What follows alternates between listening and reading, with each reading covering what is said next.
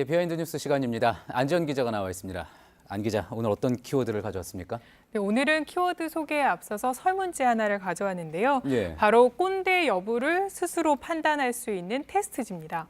가장 첫 문항을 보면 사람을 처음 만나면 나이부터 확인하고 어린 사람에게는 반말한다. 어떠신가요? 해당하시나요? 예, 항목 하나하나 봐도 저하고는 다 거리가 먼 것 같습니다. 마지막에 낯선 방식으로 일하는 후배들이 제대로 가르쳐주고 싶다는 피하기 어려우실 것 같은데요. 예, 오늘 키워드 그래서 뭡니까? 네, 그래서 오늘 키워드는 꼰대 논란입니다. 예, 어떤 이야기죠? 정치권에서는 때 아닌 꼰대 논란이 일었습니다. 이 꼰대를 언급한 거는 바른미래당의 하태경 최고위원이었는데요. 페이스북에 이런 글을 남긴 겁니다. 전우책 변호사를 향해서 나 꼰대요. 전우책 변호사의 한 말은 나 꼰대요라고 광고하는 것이다. 이렇게 얘기하면서 특권의식은 보수가 시급히 청산해야 될 구태다. 이렇게 언급한 겁니다. 예, 자, 자유한국당 조강특위 위원 아닙니까? 전원책 변호사. 어떤 발언 때문에 전원책 변호사에 대해서 이런 이야기를 하태경 의원이 한 겁니까? 네, 하 의원이 먼저 선제 공격을 한 바 있는데요. 예. 발언은 직접 들어보시죠. 예. 전원책 변호사는 보수 대통합이 아니라 보수 대공멸의 주범이 될 수 있음을 경고합니다. 이 발언이 나온 배경은 한국당의 전원책 조강특위 위원이 태극기 부대를 옹호하는 발언을 하자 이렇게 비판한 겁니다. 예. 그래서 전원책 위원 역시 바로 같은 날 이를 맞받았는데요. 이 발언도 들어보시죠. 예.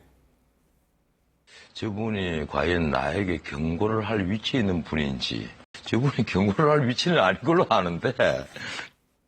그러면서 이 전 의원은 하 의원이야말로 트로이 목마 보수 괴멸의 주범이라고 하면 기분이 좋겠느냐 이렇게 공격하기도 했습니다. 자, 그렇다면 이제 경고를 할 만한 위치가 아니다라는 그 표현에 대해서 꼰대라고 반박을 한 셈인 거군요.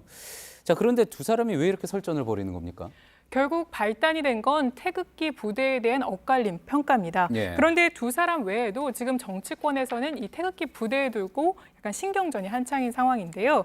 먼저 한국당 내 김병준 비대위원장도 21일만 해도 태극기 부대에 대해서 이런 식으로 뉘앙스를 풍겼습니다. 그러니까 기본적인 철학을 공유하고 이런 식으로 약간 옹호하는 듯한 발언을 했다가 26일이 되자 말을 바꿔서 뉘앙스를 바꿔서 인식을 공유하자는 것이지 모두 다 한 그릇에 다 들어와라. 이것은 아니다. 이렇게 태극기 부대에 선을 긋는 발언을 했습니다. 예. 한국당 내에 이런 엇갈린 평가를 두고 박지원 의원도 한마디를 보탰는데요.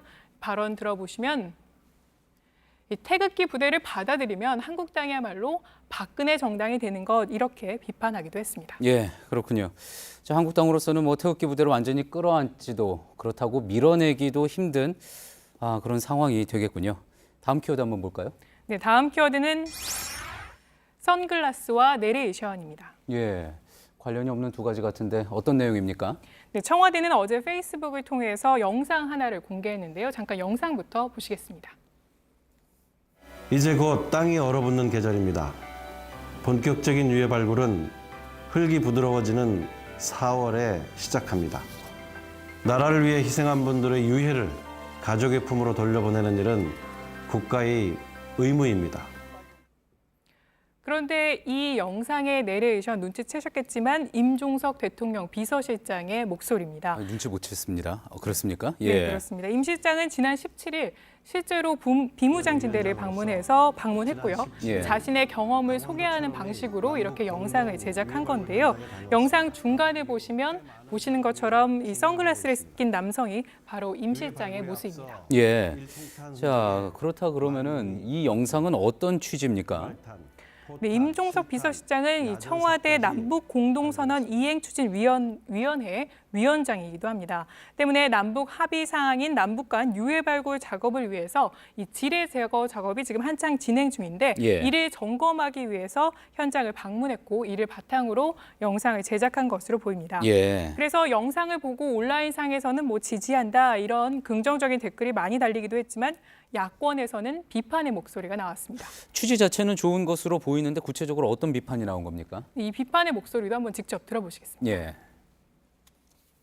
청와대 독선이 도를 넘어가고 있습니다. 대통령이 해외 순방 중에 비서실장이 자기 정치를 하고 있다니.